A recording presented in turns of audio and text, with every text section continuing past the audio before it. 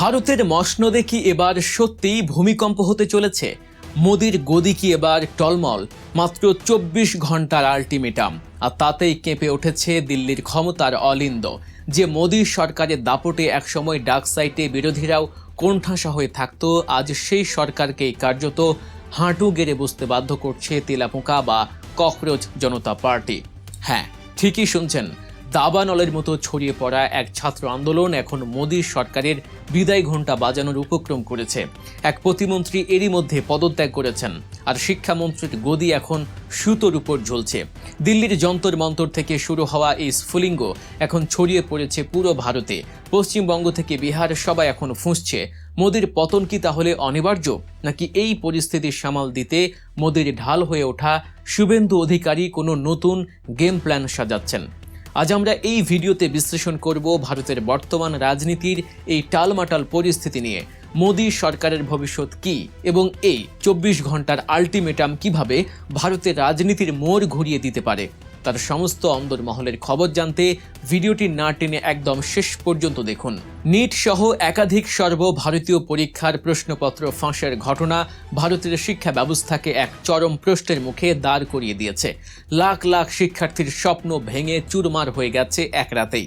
আর এই ক্ষোভের আগুনে ঘি ঢেলেছে খোদ শিক্ষামন্ত্রী ধর্মেন্দ্র প্রধানের ভূমিকা। শিক্ষার্থীদের একটাই দাবি, শিক্ষামন্ত্রীকে পদত্যাগ করতে হবে। এই এক দফা এক দাবি নিয়ে দিল্লির রাস্তায় নেমে আসে হাজার হাজার তরুণ। কিন্তু সরকার ভেবেছিল পুলিশ, টিয়ার গ্যাস আর জলকামান দিয়ে হয়তো এই তারুণ্যের জলোচ্ছ্বাস থামিয়ে দেয়া যাবে, কিন্তু তারা ভুল ভেবেছিল। এই আন্দোলন এখন আর শুধু দিল্লিতে সীমাবদ্ধ নেই, দেশের ৩৬টিরও বেশি শহরে আছড়ে পড়েছে এই ক্ষোভের আগুন। সবচেয়ে চমকপ্রদ ব্যাপার হলো এই আন্দোলনের নেতৃত্ব। ককরোচ জনতা পার্টি বা সিজেপি নামটা শুনে শুরুতে হয়তো অনেকেই ভ্রু কুঁচকেছিলেন, কিন্তু আজ এই সিজেপি এবং বাম ছাত্র সংগঠনগুলোর হুঙ্কারে স্তব্ধ ভারতের রাজনীতি। পরিস্থিতি এতটাই বেগতিক যে সরকারের শীর্ষ মন্ত্রীদের সাথে আন্দোলনকারীদের তিনবার বৈঠক হয়েছে। কেন্দ্রীয় মন্ত্রী জেপি নাড্ডা এবং জিতেন্দ্র সিং এর মতো হেভিওয়েট নেতারা আসরে নেমেছিলেন। ক্ষতিপূরণ হিসেবে ১ কোটি রুপি এবং আন্দোলনকারীদের বিরুদ্ধে দায়ের করা মামলা প্রত্যাহারের মতো লোভনীয় প্রস্তাবও দেয়া হয়েছিল। কিন্তু আন্দোলনকারীরা তাদের সিদ্ধান্তে অটল। তারা স্পষ্ট জানিয়ে দিয়েছে, শিক্ষামন্ত্রীর পদত্যাগ ছাড়া তারা এক চুলও নড়বে না। আর এরই প্রেক্ষিতে সিজেপি ছুঁড়ে দিয়েছে এক চরম ২৪ ঘন্টার আল্টিমেটাম। শনিবার দুপুর ২টার মধ্যে শিক্ষামন্ত্রী পদত্যাগ না করলে পুরো ভারত অচল করে দেওয়ার হুঁশিয়ারি দেয়া হয়েছে। এই ২৪ ঘন্টার আল্টিমেটাম মোদী সরকারের ঘুম হারাম করে দিয়েছে। সরকার কতটা ব্যাকফুটে তা দিল্লির রাস্তা দেখলেই বোঝা যায়। আন্দোলন ঠেকাতে বন্ধ করে দেয়া হয়েছে রাজীব চক সহ দিল্লির একাধিক গুরুত্বপূর্ণ মেট্রো স্টেশন। মোবাইল ইন্টারনেট কোথাও কোথাও সীমিত করে দেয়া হয়েছে। কড়া পুলিশি পাহারায় মুছে ফেলা হয়েছে গোটা শহর।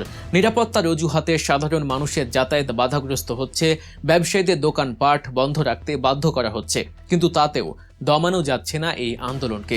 উল্টো সরকারের এই দমন পীড়ন নীতি সাধারণ মানুষের মনেও ক্ষোভের সঞ্চার করছে। সরকারের ভিত যে কতটা নড়ে উঠেছে তার সবচেয়ে বড় প্রমাণ এরই মধ্যে মন্ত্রিসভায় ফাটল ধরা।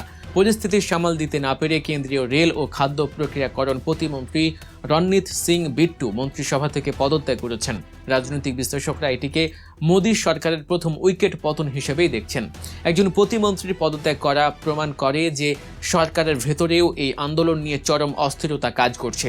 অনেকে মনে করছেন মোদী সরকারের এই মেয়াদে এটি সবচেয়ে বড় ধাক্কা। এদিকে দিল্লির এই উত্তাপ ছড়িয়ে পড়েছে পশ্চিমবঙ্গেও। শিয়ালদহ থেকে ধর্মতলা, কংগ্রেস, বাম ও সিজেপির মিছিলে কার্যত অবরুদ্ধ হয়ে পড়েছিল কলকাতা। লাখো ছাত্র জনতা স্লোগানে প্রকম্পিত হয়েছে রাজপথ। বিহারেও একই চিত্র, সেখানেও প্রশ্ন ফাঁসের মাফিয়াদের বিরুদ্ধে রাস্তায় নেমেছে হাজারো তরুণ। কিন্তু এই চরম রাজনৈতিক সংকটে যখন মনে হচ্ছে মোদির দুর্গ যে কোনো মুহূর্তে ভেঙে পড়তে পারে, ঠিক তখনই মোদির পাশে এক মজবুত ঢাল হয়ে দাঁড়িয়েছেন পশ্চিমবঙ্গের মুখ্যমন্ত্রী শুভেন্দু অধিকারী। শুভেন্দু অধিকারী অত্যন্ত চড়া সুরে আন্দোলনকারীদের চ্যালেঞ্জ ছুড়ে দিয়েছেন। তিনি স্পষ্ট ভাষায় জানিয়ে দিয়েছেন, প্রধানমন্ত্রী নরেন্দ্র মোদির উপর দেশের মানুষের পূর্ণ আস্থা রয়েছে এবং কোনো আন্দোলনের মুখেই সরকার মাথা নোয়াবে না। তিনি এই আন্দোলনকে একটি গভীর ষড়যন্ত্র হিসেবে আখ্যায়িত করেছেন এবং দেশ বিরোধী শক্তিগুলোকে পশ্চিমবঙ্গ থেকে উৎখাত করার হুঁশিয়ারি দিয়েছেন। শুভেন্দু অধিকারীর এই অবস্থান প্রমাণ করে যে বিজেপি এই আন্দোলনকে রাজনৈতিকভাবে মোকাবেলা করার জন্য নিজেদের গুছিয়ে নিচ্ছে। তারা কোনোভাবেই বিরোধী দলগুলোকে এই পরিস্থিতির ফায়দা লুটতে দিতে রাজি নয়। কিন্তু প্রশ্ন হচ্ছে, শুভেন্দু অধিকারীর এই হুঙ্কার কি আন্দোলনকারীদের দমাতে পারবে? রাজনৈতিক বিশ্লেষকদের মতে এবারের পরিস্থিতি সম্পূর্ণ ভিন্ন। এটি কোনো সাধারণ রাজনৈতিক দলের আন্দোলন নয়, এটি সাধারণ শিক্ষার্থী ও তরুণ প্রজন্মের স্বতঃস্ফূর্ত ক্ষোভের বিস্ফোরণ। গত 5 বছরে ভারতে 89টিরও বেশি পরীক্ষার প্রশ্নপত্র ফাঁস হয়েছে। এই সিস্টেমেটিক ফেলিও তরুণদের দেয়ালে পিঠ ঠেকিয়ে দিয়েছে। যখন শস্যের ভেতরেই ভূত থাকে, তখন সেই ভূত ছাড়ানোর জন্য কড়া পদক্ষেপ ছাড়া কোনো উপায় থাকে না।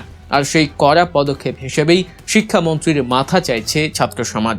24 ঘন্টার আলটিমেটাম শেষ হতে আর খুব বেশি সময় বাকি নেই।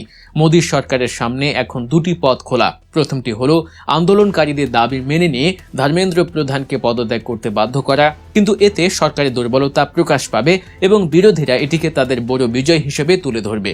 দ্বিতীয় পথটি হলো কঠোর হাতে এই আন্দোলন দমন করা। কিন্তু সোনম ওয়াংচুকের আন্দোলনের সময় আমরা দেখেছি, জোর করে নেতৃত্ব সরিয়ে দিলে আন্দোলন আরও বড় আকার ধারণ করে। এবারও যদি পুলিশি শক্তি প্রয়োগ করে সিজিপি বা অন্যান্য ছাত্র নেতাদের আটক করা হয়, তবে এই আন্দোলন যে ভারতের প্রতিটি অলিতে গলিতে ছড়িয়ে পড়বে তা আর বলার অপেক্ষা রাখে না। ইতিমধ্যেই এই আন্দোলনের প্রভাব ভারতের গণ্ডি পেরিয়ে আন্তর্জাতিক মহলেও পৌঁছে গেছে। একটি গণতান্ত্রিক দেশে যখন লাগাতার মেধার অবমূল্যায়ন হয়, তখন সেই দেশের ভবিষ্যৎ নিয়ে প্রশ্ন ওঠাটাই স্বাভাবিক। মোদী সরকার তার 3য় মেয়াদে এসে এমন একটি সংকটে পড়বে তা হয়তো খোদ প্রধানমন্ত্রীও কল্পনা করতে পারেননি।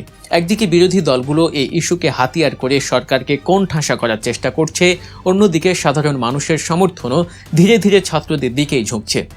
দাবা খেলার মতো এখন প্রতিটি চাল অত্যন্ত সাবধানে ফেলতে হবে মোদী সরকারকে।